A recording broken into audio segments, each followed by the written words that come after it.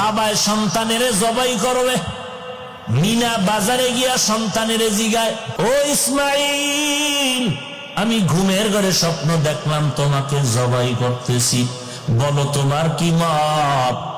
ইসমাইল শিশু বাচ্চা, 6 বছরের সন্তান, ডাক দিয়া বলে, আব্বা জান, ইনশাআল্লাহ আপনি যা দেখছেন তাড়াতাড়ি কায়েম করেন, আমাকে ধৈর্যের মধ্যে আপনি পাবেন ইনশাআল্লাহ।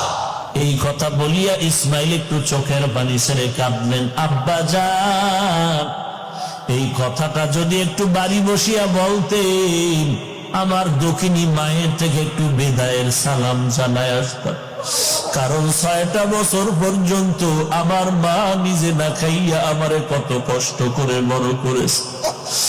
আপনি আম্মা জানের কাছে কিছু পানি আর খেজুর রেখে গেছে, আমার আপনি চলে যাওয়ার কয়েকদিনের মধ্যে পানিও শেষ হয়ে গেল, খেজুর শেষ হয়ে গেল, আম্মা জানের দুধ নাই।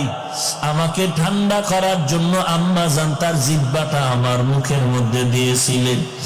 আম্মা জানের জিহ্বাও পানি নাই, শুকায় গেল। একবারও তো আব্বা আপনি দেখার জন্য আসেন নাই। আমার মা কত কষ্ট করিয়া আমাকে বড় বানাইলেন, ওই মায়ের থেকে একটু বিদায় নিতে পারলাম না। বিদায় নিতে পারি নাই, দুঃখ নাই। আপনি আমাকে জবাই করার পরে যখন বাড়িতে যাবেন, বাড়িতে গেলে আমার আম্মা জান যদি ইসমাইলের না পায়, আম্মা জান হাউমাউ করে কান্না করবে ইসমাইলের জন্য। আমি ইসমাইলের পক্ষ থেকে আমার মাকে সালাম দিবেন আর বলবেন, কিয়ামতের ময়দানে সন্তানের সাথে মোলাকাত হয়ে যাবে। আব্বা জান, আপনি আমাকে জবাই করার আগে আমার হাতে পায়ে রশি দিয়া ভালো করে বাঁধবেন, কারণ জবাই করার সময় যদি আমার হাতে পায়ের নাড়াচাড়া আপনার শরীরে লাগে, বেয়াদবি হয়ে যাবে।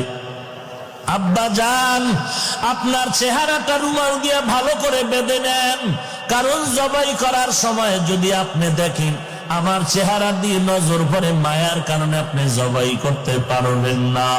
এর এলাকার মুসলমান যুবক ভাই, আজকে তোমার মতো যুবক সন্তান ইসমাইলের কি হালাত তাকায় দেখো। ওই ইসমাইল এত ধৈর্য ধারণ করেছে, ইব্রাহিম নবী এত ধৈর্যের পরীক্ষা দিলেন, ছুরিটা নিয়ে রেডি হয়ে গেলেন। ইসমাইল শুয়ে গেল, ছুরিকে আল্লাহ অর্ডার করছে ইসমাইলের যেন কোনো ক্ষতি না হয়। যখন ছুরিটা চালায়, একটা পশম পর্যন্ত কাটে না। পাথরের উপরে আঘাত করলেন, পাথর দ্বিখণ্ডিত হয়ে গেল। এবার বলে ইসমাইল আবার শুয়ে পড়, আবারও দেখে কাটে না।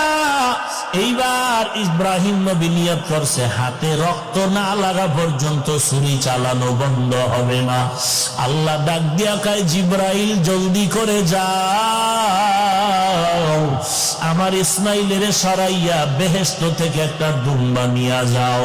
দুম্বা নিয়া আমার ইসমাইলের পরিবর্তে দুম্বা ছুরির নিচে লাগায় দাও।